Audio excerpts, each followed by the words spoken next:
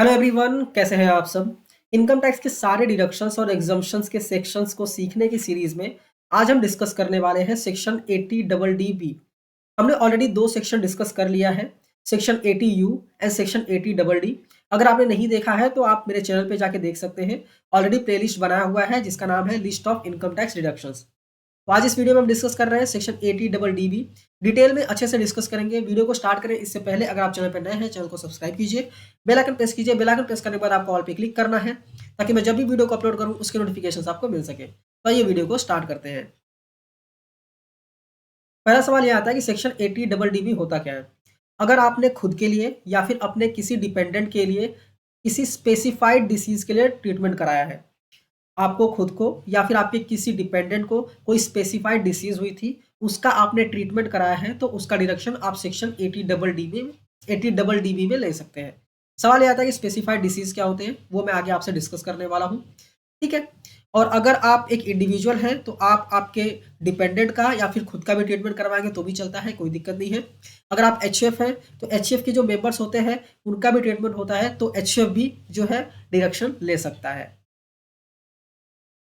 Next सवाल ये आता है कि ऐसे कौन कौन से पर्सन्स हैं, कौन है जो सेक्शन 80 डबल डी बी में डिडक्शन ले सकते हैं। तो पहला, अगर आप एक इंडिविजुअल और एच हैं तो आप डिडक्शन ले सकते हैं। इसका मतलब ये है कि अगर आप अगर एक कॉर्पोरेट इंटिटी है या फिर कोई अदर इंटिटी है तो आप डिडक्शन नहीं ले पाएंगे। नेक्स्ट है, अगर आप इंडिया के रेसिडेंट हैं तो आप डिडक्शन ले सकते हैं, कोई दिक्कत नहीं है। इसका मतलब ये है कि अगर आप एनआरआई हैं तो आप डिडक्शन नहीं ले सकते। ठीक है। नेक्स्ट पॉइंट ये कहता है कि अगर आपने एक्चुअल में खर्चा किया है तो आप डिडक्शन ले सकते हैं। एग्जाम्पल लेते हैं, अगर आपको कोई स्पेसिफाइड डिसीज हुई है और आपने खर्चा किया है तो आप डिडक्शन ले सकते हैं। या फिर आपके किसी डिपेंडेंट को स्पेसिफाइड डिसीज हुई है, उसका खर्चा आपने किया है तो आप डिडक्शन ले सकते हैं। ठीक है। नेक्स्ट सवाल ये आता है कि सेक्शन 80 डबल डी बी में कितने अमाउंट तक का डिडक्शन आपको मिलता है। ठीक है। तो इसमें डिपेंड करता है एज, पेशेंट की एज कितनी है। अगर आपको खुद को स्पेसिफाइड डिसीज हुई है तो आपकी एज देखी जाएगी। अगर आपके डिपेंडेंट को स्पेसिफाइड डिसीज है तो डिपेंडेंट की एज देखी जाएगी। मतलब एज ऑफ पेशेंट की एज कितनी है और आपने कितना खर्चा किया है उस पर डिपेंड करता है। तो अगर पेशेंट की एज 60 साल तक है, अप टू 60 ईयर है, तो डिडक्शन मिलता है 40,000, या फिर आपने जो एक्चुअल खर्चा किया है which ever is less. Example लेते हैं, मान लीजिए आपने खर्चा किया है 60,000 रुपये। ठीक है। और एज 60 साल से नीचे है, तो 40,000 या फिर 60,000 विच एवर इज लेस 40,000। मान लीजिए आपने 30,000 खर्चा किया है, तो कौन सा लेस अमाउंट है, 30,000, तो आपको 30,000 मिलेगा। ठीक है। अगर आपकी एज 60 साल के ऊपर है, आपकी मतलब पेशेंट की एज अगर 60 साल के ऊपर है, तो 1 लाख या फिर जो एक्चुअल अमाउंट पे किया है विच एवर इज लेस। ठीक है। आई होप आपको ये समझ में आ गया होगा।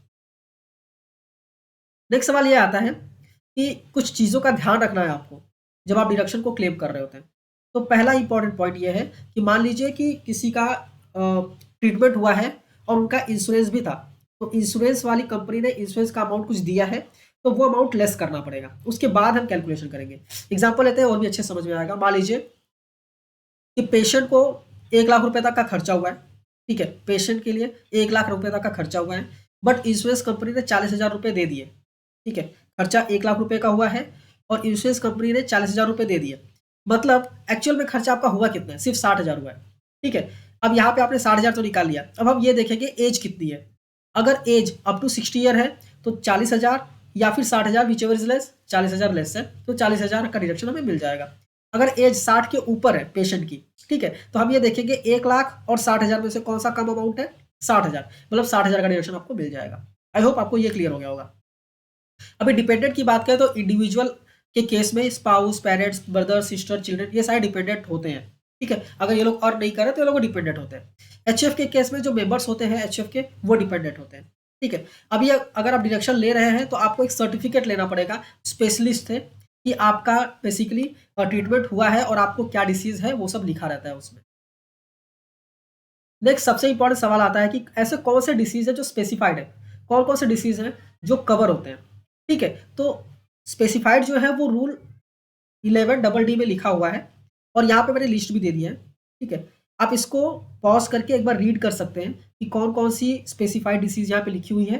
ठीक है। और उसके बेसिस में क्या क्या प्रिस्क्रिप्शन इशू हुए होने चाहिए और किससे इशू होने चाहिए। ठीक है। सारी चीज़ें लिखी हुई हैं, आप एक बार पॉज कीजिए और इसको रीड कर लीजिए। ठीक है। नेक्स्ट हम बात करते हैं कि आपको जो 80 डीडीबी का डिडक्शन मिलेगा, उसके लिए क्या-क्या चाहिए? सर्टिफ़िकेट चाहिए, प्रिस्क्रिप्शन चाहिए, तो आपको कैसे मिलेगा? उसके लिए सिंपल सा प्रोसेस है जो जनरली हर पेशेंट करता है। आपको स्पेशलिस्ट डॉक्टर के पास जाना है, ठीक है? मेडिकल एग्ज़ामिनेशन होगा, आपका डायग्नोसिस होगा। उसके बाद आप रिक्वेस्ट कीजिए कि प्रिस्क्रिप्शन वगैरह दे दे डॉक्टर, ठीक है? और कोई प्रिस्क्राइब्ड फॉर्मेट में अगर देते हैं, हॉस्पिटल का कोई फॉर्मेट है, तो आप उस फॉर्मेट में मेल ले सकते हैं। मान लीजिए कोई डिसेबिलिटी है, तो आप डिसेबिलिटी सर्टिफ़िकेट भी माँग सकते हैं अगर एप्लीकेबल है तो, ठीक है? सारे बिल्स और रिसिप्ट्स आपको आपके पास रखने हैं, ठीक है? और आपको आईडीआर फाइल करके आप डिडक्शन ले सकते हैं। बट जो भी बिल्स वगैरह है, रिसिप्ट वगैरह है, वो सारी चीज़ें आपके पास होनी चाहिए। मान लीजिए कोई क्वेरी वगैरह अगर आती है ऑफिसर के थ्रू, तो वो चीज़ें आपको सबमिट करनी पड़ती हैं, अपलोड करनी पड़ती हैं। इसके लिए गवर्नमेंट की कोई स्पेसिफाइड फॉर्म नहीं है। नेक्स्ट नेक्स्ट अगर हम सर्टिफिकेट की बात करें तो सर्टिफिकेट में पेशेंट का नाम, एज, डिसीज़ क्या हुआ है, name and address of specialist जिसने इश्यू किया हुआ है सर्टिफिकेट को। उसके बाद स्पेशलिस्ट का क्वालिफ़िकेशन वगैरह क्या है, ट्रीटमेंट क्या हुआ था, कौन-सा हॉस्पिटल था, सारी चीज़ें उसमें लिखी होती हैं, ठीक है? तो ये मैं उम्मीद करता हूँ ये सेक्शन आपको क्लियर समझ में आ गया होगा। आपको कोई भी डाउट है तो आप मुझे कमेंट करके पूछ सकते हैं। ये वीडियो अच्छी लगी है तो इस वीडियो को लाइक कीजिए। अपने दोस्तों के साथ भी शेयर कीजिए और ऐसे ही वीडियोज़ देखने के लिए चैनल को सब्सक्राइब करना मत भूलिए। मिलते हैं नेक्स्ट वीडियो में। Thank you for watching and all the best.